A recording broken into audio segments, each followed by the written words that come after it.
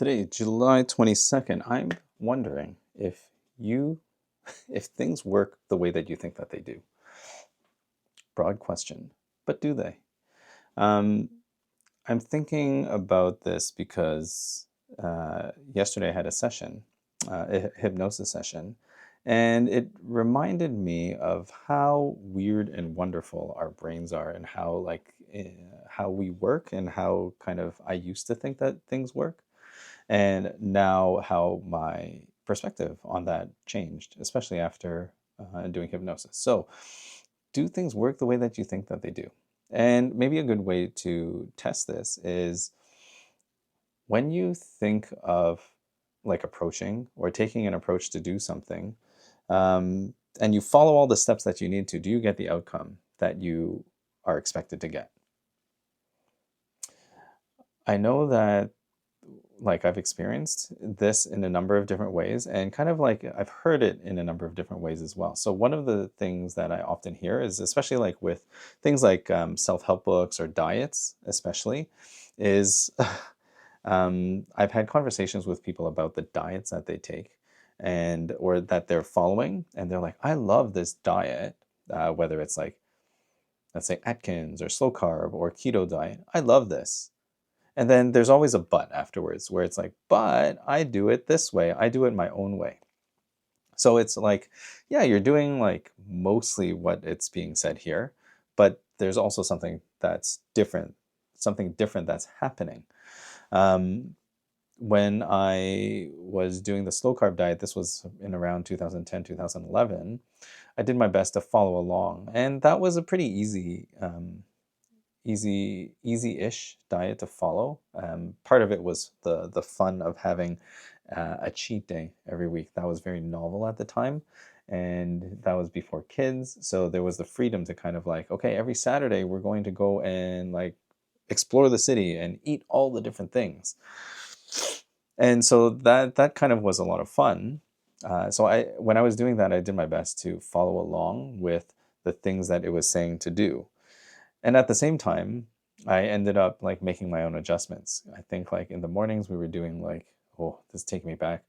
In the mornings we were doing like spinach water. Maybe green juice is a bit, green juice sounds a lot better. But in my mind it was spinach water. Maybe that was why it was a little bit challenging, because I was like, okay, we're doing this. It's vegetables. It's good, but kind of like I didn't enjoy it the most. So I'm not the biggest fan of green juice slash spinach water. We also did a lot of egg whites and things like that, and there was also a lot of so specifically with the slow carb diet. It's from the 4 Hour Body by Tim Ferriss, and I was like thinking, do I have the book around here somewhere? I might. But it's from that book, and it talks about using legumes. So like having lots of beans, so kind of like complex fibers, substituting that for simple carbs, and then just having a lot of vegetables and things like that afterwards. And kind of did that. But as we were going through this diet, my wife and I, um, it was challenging to have like that input of beans specifically, because it's not innate or native to our like usual diets that we were eating before. Before it was much more like a kind of Asian, Chinese, Vietnamese food influence, and there's not a lot of beans in those cultures. So, or if there are, like I don't cook them. So I didn't. We didn't really have good ways of preparing beans. There were some ways that we liked better, but then eating beans like all the time, I feel like I've said beans like 15 times just now, but eating eating beans that often was challenging eventually. So maybe not by design, but just kind of by attrition, the intake of beans decreased over time. And the diet was still working. I was still like leaning into the whole cheat day thing. Oh, some of those meals. I wonder if I have pictures of them still. This was probably at a time before like cell phone camera technology was that great. Anyways, this is not a technology blog. This is not a diet log either. So all of that is to say, like the things that actually worked, like if I were to look at it, like I didn't really follow it like to the letter. And I found that experience talking to a lot of people as well, Sometimes people are saying, I did this thing, but I made these modifications. Um, Other times they're saying, like, I do this thing, but I don't like it. So I try to do something completely different. And it's just kind of like the really interesting ones are when it's like completely off the rails, but still like calling it something, which is like a really non-specific way of saying something very vaguely. That's one of I wonder. I'll say that as a holdover from doing a hypnosis session recently, but um, I think that it's interesting to think about that because like there's so many people in the world, like 8 billion people, I think, right now. So imagine that everybody did things the same way. I think I was talking about this, and it's like I can't. Everybody kind of makes their own things. We all eat. We may eat very similarly, but we're definitely not the same. So when you think more broadly about this, like looking at, and I'm specifically looking at, um, I'm thinking about interpersonal relationships right now. One of the things that I find that has changed significantly for me is how I engage and interact with interpersonal relationships with other people. Now that I've done the work of looking at my own limiting beliefs, my own traumas, my own um, unconscious bias, like all of those things. And I'm not saying that I'm completely arrived. I don't think anybody ever gets there because we all still live in this human experience. We all still have a layer of like this physical, for example, that we are constantly um, tied down to. And tied down is not a very nice way of saying it because it's almost like, oh, like, um, makes me think of spiritual bypassing, where it's like, I'm so spiritual that I float higher than everybody else and all of these things. But then there's like distinctly physical things like experiences, feelings, emotions, thoughts that we all have. And I think oh, I hear this idea every so often on social media that being human is a spiritual experience. You are spirit having a human experience. I heard one video talk about it in the sense that, you know, like if you were a glove, then like the idea of God would be the hand in the glove kind of thing. Um, and then like if you extend that further to like some more less like specifically religious like notions of God, but extend it out to let's say like Tao, where Tao, the Tao Te Ching, the Tao, the eternal Tao, is something that can't be named and is just everything basically. Like think about that. If everything exists in existence, the totality of that is this thing that we refer to as the Tao. It's something that we can never fully grasp because of our limited perspectives, and that is kind of the lot or experience that we're coming to that we are here to experience. Um, so like the nature of our understanding of things is often different and it can change. So we may take on kind of beliefs or understandings, basically implementing models into our life that sometimes like outlive their usefulness. Some trauma responses are like this. So for example, if you have a trigger for like a specific type of thing that happens, so maybe let's say for whatever reason, a loud noise triggers fear in you, right? That pattern. It's not to say that that feeling is invalid. It absolutely is. And the fact that you feel that way is probably the most true thing that you will experience. Your experience of the experience is the thing. But then once we move beyond that and we start to assign meaning to it, we can create stories and craft all of these things of like, this is how I think that this situation is working or this situation is unfolding for me. What's really interesting is to think about like the physics. I think quantum physics is thrown around a lot, especially in like spiritual circles or woo circles. And it's like it sounds nice. It sounds interesting and kind of mysterious. And the way that it works is kind of mysterious. Like one of the greatest scientists of all time, Albert Einstein, is like, it's like, what, spooky action at a distance? Like, why spooky? It's spooky because like it doesn't fit into the way that we usually think about things. It's a little bit counterintuitive if you think about that. So this isn't going to be, I'm telling you all the things that this log is not. This is not a science log. But if you look at like what quantum physics or quantum mechanics is talking about, talks about like wave functions.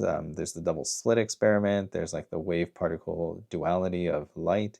Like all of these things are super interesting to me. And I spent a lot of time kind of like diving into them, trying to understand them because it's science. It's science. So like there's measurement and this kind of like observes the reality. And that's where that like kind of weird thing happens, that the observation of a particular event is what makes that event real. Um, in the double slit experiment, basically, it's like if you're looking at light and you shine it through a slit, it will go straight through because you've looked at it and you're like, I see it going in that trajectory, and that's what it's going to do. But then when you stop observing it at a certain point and just look at like just let the light go through these double slits, then you get this wave pattern interference. It's like, what is happening? And then like that piece becomes really interesting, and not specifically because of the behavior of light, because um, it's funny if you think about it, where you've come up with the observation that the observer influences the system, and then from that observer perspective, you're trying to make sense of something where you're part of the system. So then it's like trying to tell a story from within it. Um, and I think that this kind of gets to that idea of like, are you perceiving things the way that they actually are, right? Because we're not. We're literally not. That's the easiest thing to say because we perceive things as we believe they are, as we contextualize them, as we make sense of them. And it's often easy to distort. We have distortion on the things that we see. So for example, like if you walk into a room and like you see a friend from across it and you wave, you're like, hello. And then they kind of like look in your general direction and then turn away. And they're like, oh, is this person mad at me? Are they ignoring me? Are they whatever, whatever? But maybe they didn't have the glasses on. They couldn't see you from across the room, all these things. Maybe they did see you and they are mad at you and they are trying to ignore you. But those are two just possibilities of a particular observation, right? Like you've seen this thing, but then to make sense of it, to have a narrative, that's it, right? Like you're saying, like you're assigning some type of agency into the action that you've seen. So the most accurate thing that you could say is probably like, I went like this and the person turned away. Everything else is kind of a made up story, right? You don't know. Unless there's some history there, like there are other context clues and things like that that will help you understand, and you may very well be right, but there could be other explanations for the same thing. It's interesting when we talk about like when people argue over what's real or what's the truth. Because if reality is constructed by you, then you are the ultimate arbiter of that truth. So when that comes down, that's where like you can get into all these arguments, and like I went down a little bit of a rabbit hole listening to some of those YouTube videos of like I think it was Mehdi Hassan, and he was talking to a bunch of like I guess conservatives, or I don't know what they call them.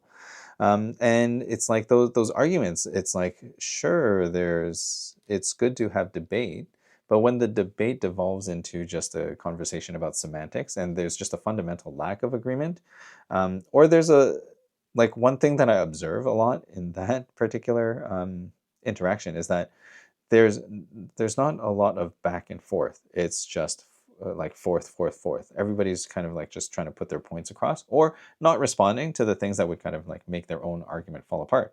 And it's like if you acknowledge something that makes your argument fall apart, then maybe your argument wasn't that good to begin with. It's like to have a robust argument, you probably should be able to stand up to a little bit of back and forth, a little bit of exploration.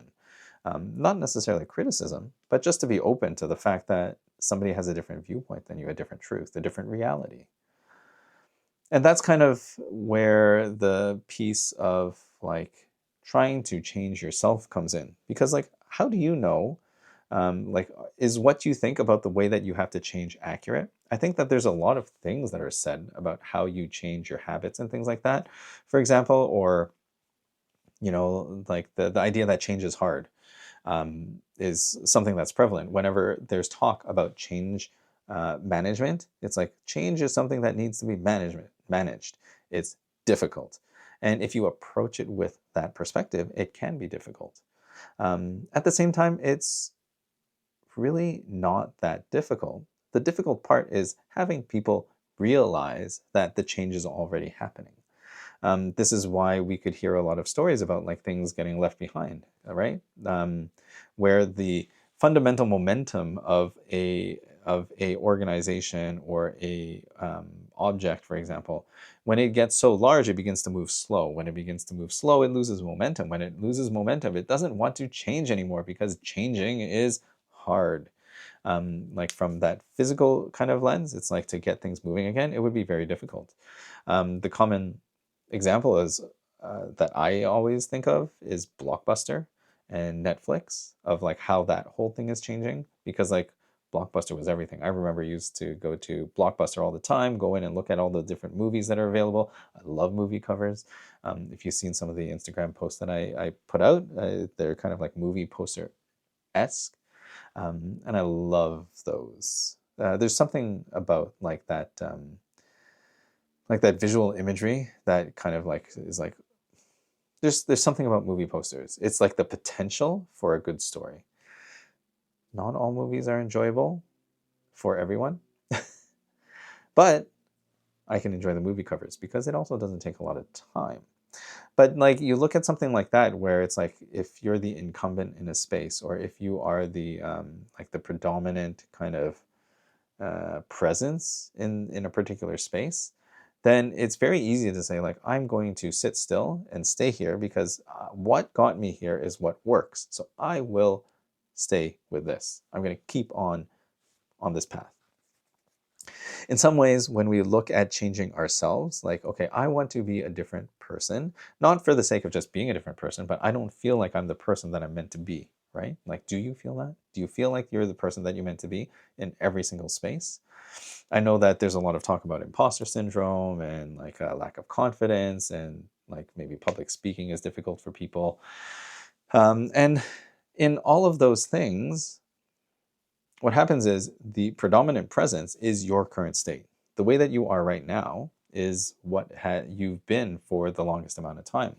Again, I'm guessing like you've probably been at this for about 30 or 40 years, living life, and you may have constructed an identity for yourself. And identity is one of those things that can be difficult to change. It's very high up on the logical levels hierarchy. And at the same time, what is difficult about changing that is our attachment to it. If you are ready to let go of something, like you can accept that it's time to let go of something, then it becomes a lot easier. You're actually doing less. So this makes me think of hypnosis, because like the way that I thought about change, I didn't really have a good understanding of it. I was never too prescribed into the idea of like habits being difficult to change. It's like, oh, like if you have to do a habit a certain number of times before it comes natural. And I think, yeah, that makes sense. That's one way of doing things. The other way of doing things is embodying the presence that will just do that thing naturally. So for example, if you are somebody who doesn't run and you're like, I want to start running, but it's so difficult, and you're like making all of these like reasons why you don't want to run, then you may not have embodied the presence or the identity of a runner. Because a runner wouldn't necessarily complain about those things. They just have a schedule and then go and run. You become a runner when you run. So to do that thing, you actually have to do those things. All of the other things that you're doing, which is like negotiating and making like worrying about if you're doing things the right way, this and that, all of that stuff, that's not part of running. None of that will make you a runner. like just buckling down and being like, I'm a runner. I'm going to step into this identity. I get it though. It's like easier said than done. I think that there are some pieces that take some time to move through for people, and that process is important as well. So I understand, like I'm sitting here saying like how easy it is to do this or that. And at the same time, I'm also, on the other hand, like sometimes reflecting of like how like I'm kind of stuck in this mode of like I'm not completely all there yet. And I think that is okay. That's a dichotomy, like that duality of being a certain state and moving into a certain state, right? What I think that helps in that is to be clear about what it is that you're wanting. And sometimes, like I was talking the other day about like this kind of making your own business entrepreneurship kind of deal, and not necessarily having that particular lane, maybe having something that you want to do, but then not fully understanding who you are as a person doing that thing, right? Like, what does it mean to be a entrepreneur these days of a whatever this business is? Is it a consulting business? Is it a coaching business? And then like sometimes it's easy for me to get lost in the weeds of like, let's make some fun, like it's fun to create like all of these different frameworks for me. So I could like talk about these things and paint these nice pictures, but then it feels like really having to over explain it. At the core of it, what I would like to do is to show people, show you that there is an easier way to get to your goal, a quicker way. And really it comes down to doing less. I believe that burnout happens when you DTM, do too much, or if you're doing too much. And it's not to say that like you're doing too many like tasks, for example. You might be, and that just speaks to the fact that take the time to rest, pause. You can stop. There's no like race, right? I started realizing in the last number of years that I took on this like there was like this feeling that I always had to rush through things and that I wasn't doing things fast enough, and that's a lot of conditioning for myself. Part of it was maybe from an open heart center, feeling the need to prove myself and be worthy of love and affection and attention, through being capable of doing things quickly. Like that was something that was conditioned into me, and I realized that it's not true. It's not true. And like my inherent worth is not tied to any of that. And your inherent worth is not tied to any of that either. Chances are 1 out of 4 of you that are watching this video have a defined heart center. So you may not have this problem, but the other 3 of you may deal with feelings of worthiness and feeling the need to prove yourself. When I realized this in my human design, I was looking at my chart, I was like, open heart center, one of the challenges is this thing, then having that reminder that there's no need for me to prove myself. And that reminder, embodying that feeling of not needing to do anything for approval was so freeing. It was very nice. And that's changed a lot. Like it's had kind of like a subsequent kind of like a domino effect of like how I now show up in a number of different spaces. It's just a different decision. It's embodying a different feel, a different vibe of entering into a space. So what I'm meaning to communicate here is that things don't work the way that you think that they do. Even if you think that you have an understanding of things the way that they work for you, that's cool. The most important thing about how you're understanding and that understanding that you hold is how useful it is for you. If you're finding that your understanding is keeping you in place, maybe if you like that, continue doing it. 100%. If you have a belief that keeps you stuck where you are and you like that, continue doing it because you like it. That's what you want. And if that's not what you want and you're feeling stuck and you're like, oh, like I think that I need something different, it's as simple as doing something different and thinking about it in a different way, our minds actually don't work that logically. Like, we create the story and we create our experiences after the fact. But when you go into a space where you get out of your own way, you move your conscious out of the way, you bypass your critical faculty, which is the barrier, the firewall, the gate into your unconscious mind, that's where you can access your full power of your unconscious mind, which is the thing that, of course, holds up your posture and like does all these things and everything for you.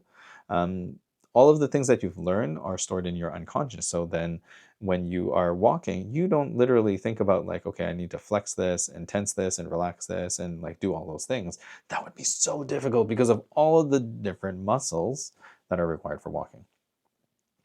So there is a reason that we can do things unconsciously. And sometimes what happens there is like we get those triggers or we get those like reactions because a feeling leads to the assignment of a meaning. And then that meaning dictates our action. So if we think that there's danger because of this mundane thing that happens, but in our past we had a pattern to understand that it was harmful in some way, then we might take an action to avoid that that stimulus, whatever caused that feeling. But really, ultimately, that feeling is the experience, and what changes is how you label it. I love the idea that every truth is a half lie. All truths are half truths. And what that means to me is that people see things from different perspectives. What holds true for you in one instance could be very untrue for in another instance, especially because everything is context dependent. I wish I had a good example in my pocket. The one that I think about is the one that Mike Mandel shares, which is like if you painted your face blue, like your whole body blue, and you ran down the street, that might not be too cool. But then if you did that and it was like a Leafs game, like we're in Toronto, it's a big hockey city, and you were a Leafs fan, and there was a Leafs game, maybe they were in the playoffs, then you would probably fit right in. So the truth can be changed based on your context. And sometimes when you are looking to make a change, it's as simple as that, of understanding what the different contexts are, looking at things from a different perspective. One of the challenges becomes is that you are in the problem. You are part of the problem, right? And only when you acknowledge that you're part of the problem can you make a change to yourself to fix the problem. Yeah, and this kind of ties back to that idea of like quantum mechanics, of like the observer effect, and how like we as observers are part of the system. There's a whole posture in science and in a lot of the way that we communicate about things, of talking about how separate we are as humans, as individuals, as like this separate entity. Like we're just we're just quirky and different, right? That's the vibe here. We as humans are quirky and different, and that's why we have a different set of rules for us. Ultimately, we are all part of one world. We are part of one world. If the world didn't exist, what would you be? Right? Sit with yourself for a while, and maybe you will meet yourself. I was thinking about this earlier today as well, like the idea of meditation, like sitting there with yourself in space, holding yourself in presence, and if you sit there for long enough, you will be left with yourself. All of the things that you think, all of the constructs that you've built up, they will fade away because you are just simply leaving with yourself.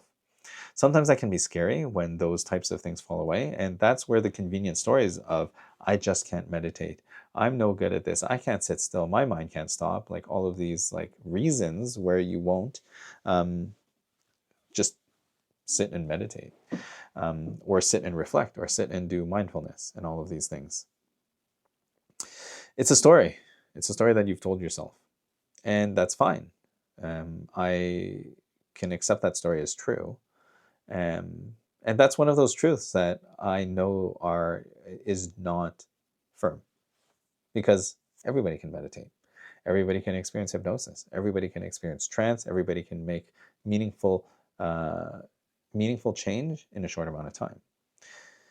It's just a matter of like maybe having a better model, maybe a more useful model rather than better, right? Like the goodness of a model depends on how useful it is, right? Had a little bit of a freeze there, and that's okay.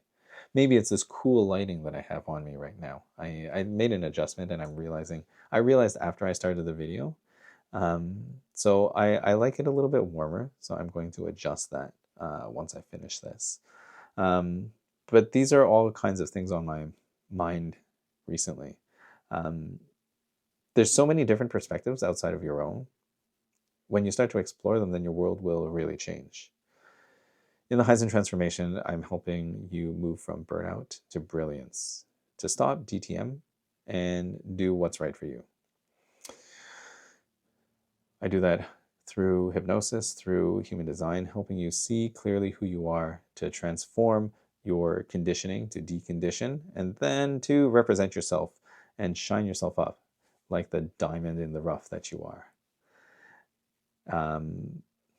Yeah, I'm feeling really good about that. I'm in this phase of action. Like I'm ready to start working with people, to start sharing this out. And there's like some of those things in my mind of like, one of the things that actually really stops me is pricing. Because maybe there's a part of me, and I think this sinks deeper than just the surface level of like, there's something about asking people to like pay for a service that is like, and maybe it's just because it's not regular to me. It's not like a natural thing that I've done, you know? So I'm kind of like, I always go back and forth with pricing. So I think like starting small would be good. Like I would love to do even like mini experiences of like to work through specific things, either through human design or hypnosis. I think that I would approach it from all of those different ways. So maybe like putting it together, not necessarily like a human design reading specifically, or not just a hypnosis session, but kind of like a meld of these things, to kind of work through specific issues. I like that idea. And then it all becomes framing. Like there's the idea of like consulting on a particular problem that you might be experiencing and kind of helping yourself through that. You helping yourself through that with me showing you how to do it. Because like that energy, I'm thinking now of this other TikTok. Like, am I on social media too much? I'm thinking about this other TikTok that I watched about how the energy of helping people is a little bit like, hey, let me help you. I can help you and save you and like all of these things. But really, and truthfully, I believe this too, is like the only person that can help you is you. You can take everything that's given to you. I can give you all the tools. I can give you everything that you need to know. I can tell you exactly what to do. You're the one who has to do it. And let's finish on this idea of like change being difficult. Change is constant. Change is always happening. This is the truth. Think about it. Even things that you don't think are changing are changing. And you may not realize that they're changing until they've changed significantly. One of, like, if you have children, pause. Look at your kids tonight. Are they the way that you remember them? Are they the way that you've constructed them in your mind? Or are they some new, different permutation of that wonderful little being that has come into your life?